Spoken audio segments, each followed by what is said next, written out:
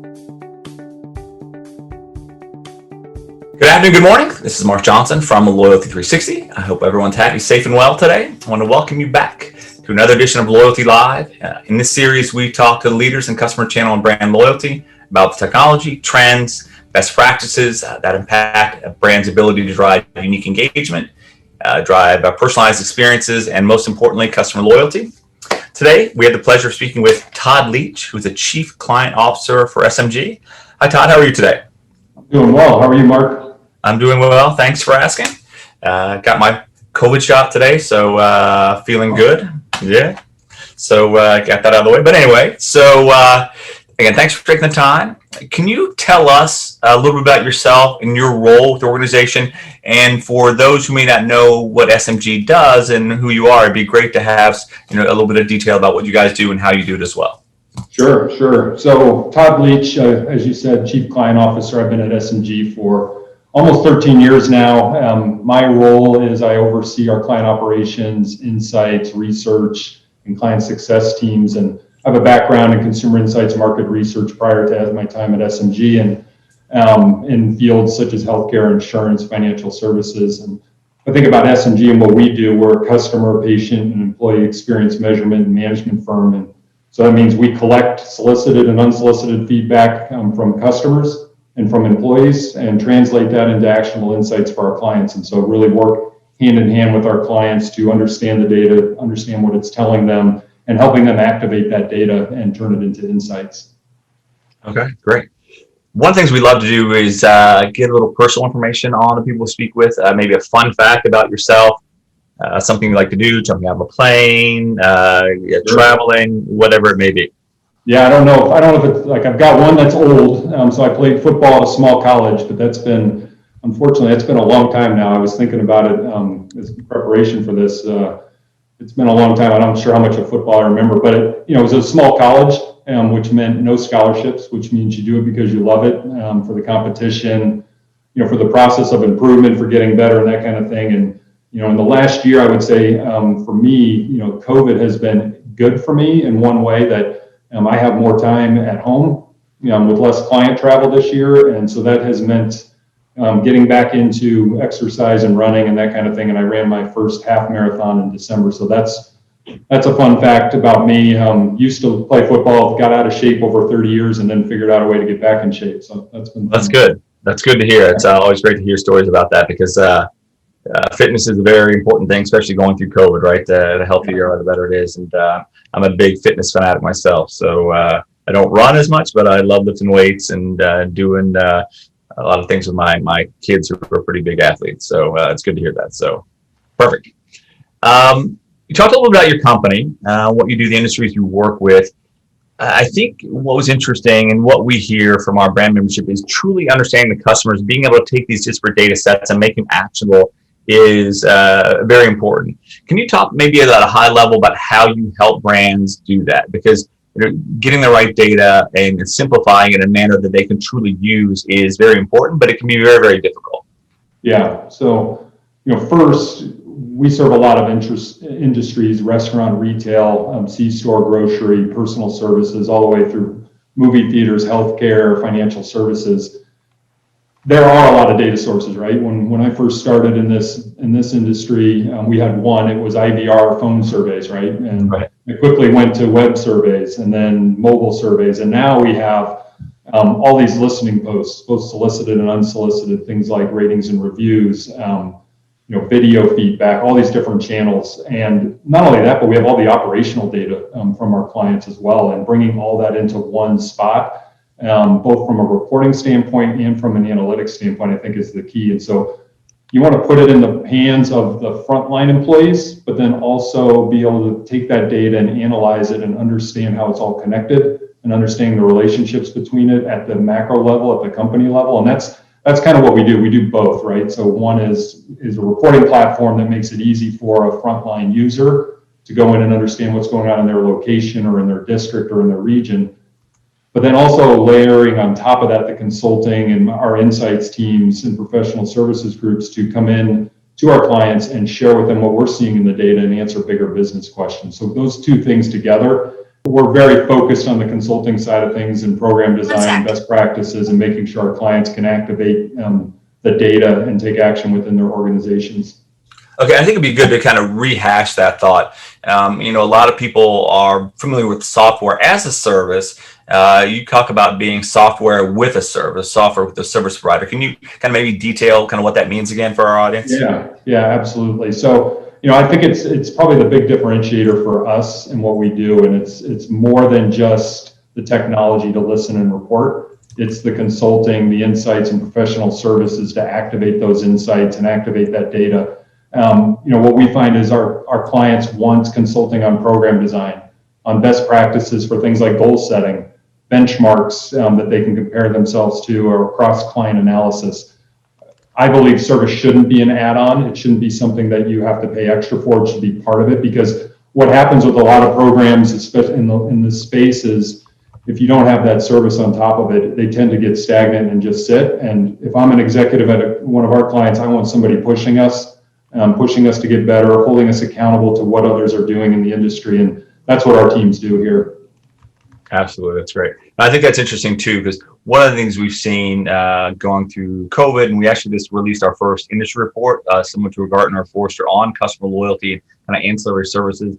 And one of the things that we saw is that, to your point, pricing is a big challenge, right? So you sign up for a contract that's X, but then you get into the services piece, the piece that you really need, the metrics, the benchmarking, cross-industry analytics. Well, that's an extra charge for organizations, and it becomes very challenging for those who are running customer experience and customer loyalty programs to substantiate that to their CFO that, I know you signed up for $1 million here, but it's actually going to be 1.5. And then it kind of breaches the trust. And it's great to hear that you guys do that in that manner. So that's awesome. Next question. When you look at customer experience, you look at customer loyalty, what do you see as the biggest challenge, the biggest opportunity today?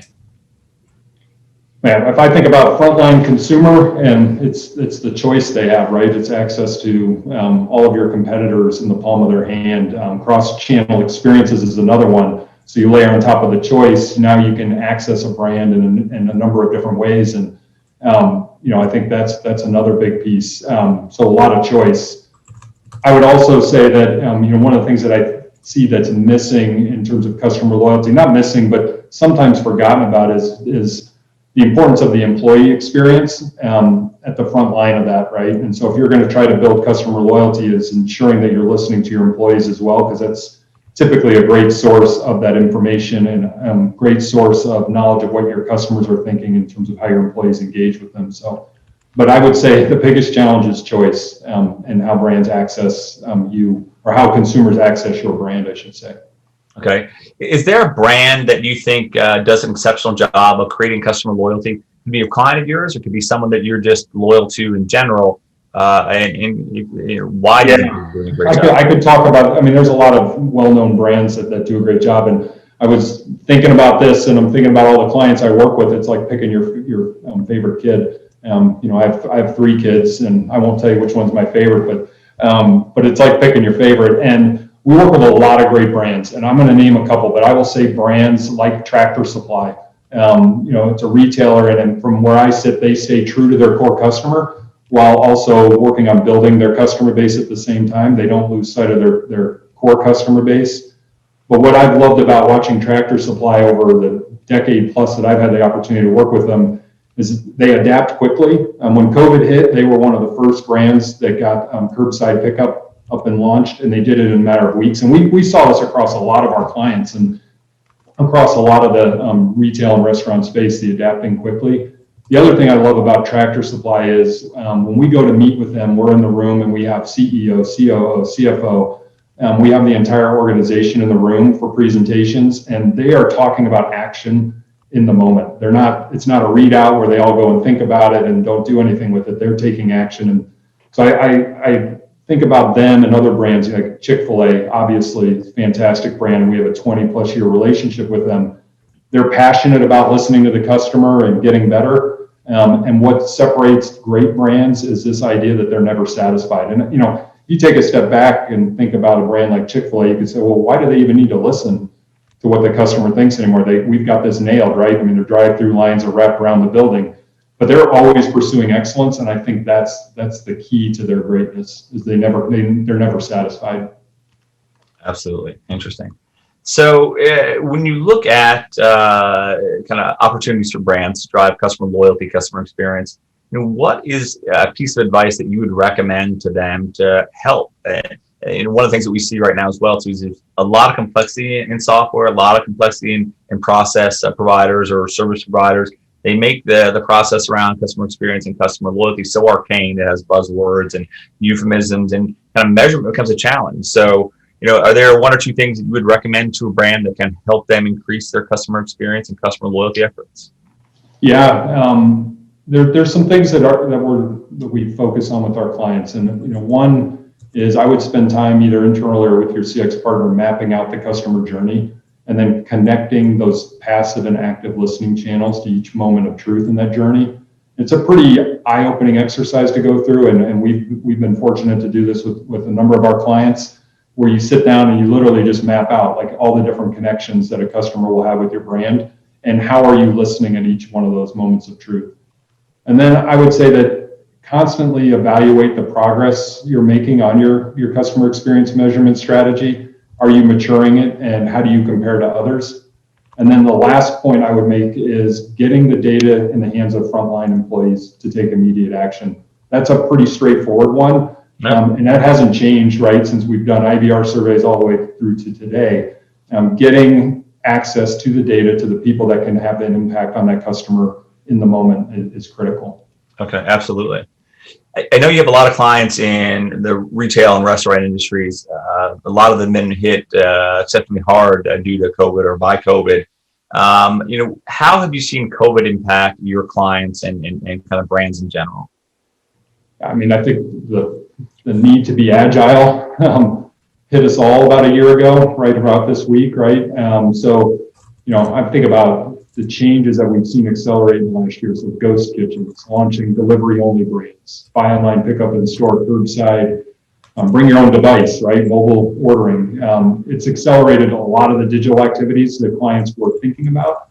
I mean, I can't tell you how many executives I talked to last April timeframe that were saying, yeah, we were in the middle of a 90-day evaluation process on curbside, and we had to turn it on in about 5 days, right? And so that constant iteration and learning and listening, we were able to help a lot of our clients in that early change to adapt quickly, and I think that's key. And so, I think really it was all about listening and responding to customers in a more agile way throughout that as well. But necessity is the mother of invention, and we saw that last year for sure. Absolutely. What are maybe a best 3 practices in customer loyalty, customer experience within these industries, and what advice do you give to the retailers or the restaurants in the space to execute on these strategies? Yeah, I think the first one I said earlier. So I tend to repeat myself a lot because I think these are important points. But democratize data, getting the data in the hands of people that can affect change, broadening the audience as well for that data.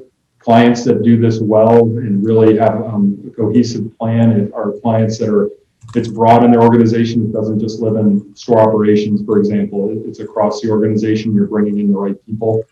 Connecting all the channels. So connecting all those customer feedback channels together, solicited, unsolicited, video, call center, digital, ratings and reviews, right? Not missing any of those data points, and bringing all that together is critical. And then, again, continuing to evaluate your CX maturity and partnering with somebody who is going to challenge you and being open to those challenges. And again, I think brands that are not satisfied with the status quo are the ones that end up winning in the long run. And so I think that's key. You mentioned the democratization of the data, and that's obviously a very germane point, very relevant. Some brands struggle with that, and making sure that those people on the front line know the importance of customer experience, customer loyalty, and kind of keeping them informed. But they don't necessarily need to know everything, right? They don't necessarily have to know the strategic pieces. They don't have to get involved in those kind of intricate details. How do you execute on something like that? How do you keep the data and the insight by level or by need to know, right? How do you do that effectively? Yeah, so I'd say for the frontline employees, it's closing things like alerts when a customer wants feedback, and that's the action, right, at the unit level. We take our dashboards, our reporting tools, and they are set up by user group. And so the frontline people are going to see something different than a mid-level manager that's different than an executive user. And so you can aggregate the data and show the data in a way that makes sense for that individual user of the data. So for me, that's the key, right, is making sure that we're setting it up in a way that is usable. It's not too much. I don't want a general manager or store manager in slicing and dicing data, right? I want them out running the restaurant or running the store. But the district manager may need more of that. And then the executive level wants an executive overview, right, of the data as well. So, yep. Absolutely. So if you look 6 months, a year in the future, maybe 5 years in the future, how do you think loyalty programs, strategy, customer experience will evolve? We see a big change right now with obviously cookies are going away. Google says within 2 years, less than 10% of people will be identified. You have the infighting between Facebook and Google, right? And all the walled gardens are changing. There's a big push towards zero-party data. Where do you see customer loyalty and customer experience going in the next 6 months, a year, 5 years? Yeah, I think there's always different ways of getting customer feedback, right? And so connecting the dots between consumers and transactions has been an interesting change. I think that there will always be new ways of listening, right?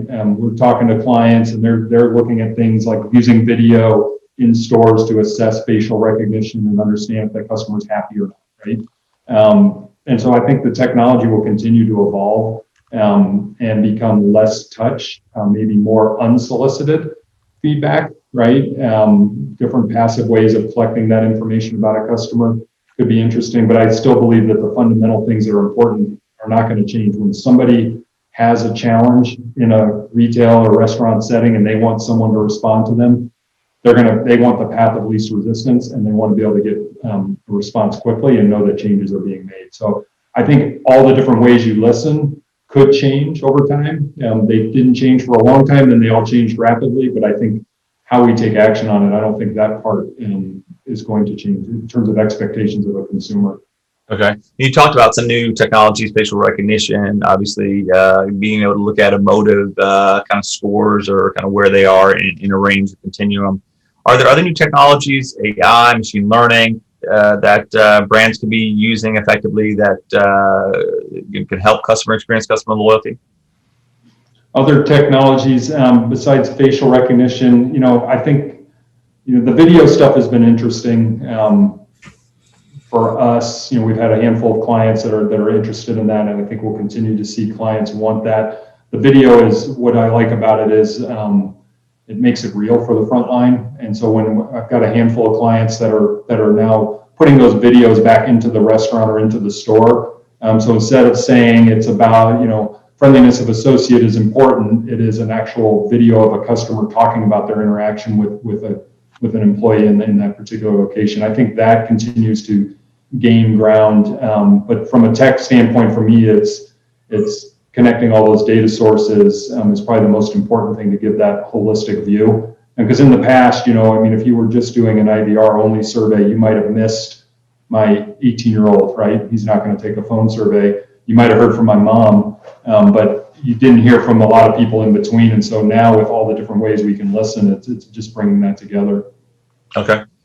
I know we kind of touched on this a little bit. What kind of metrics are important right now for maybe retailers, restaurants? Are there a series of metrics or KPIs that you're looking at that are important, maybe one or two or three that kind of getting back to that simplicity that can truly help the brands look at customer experience and VOC in a different manner?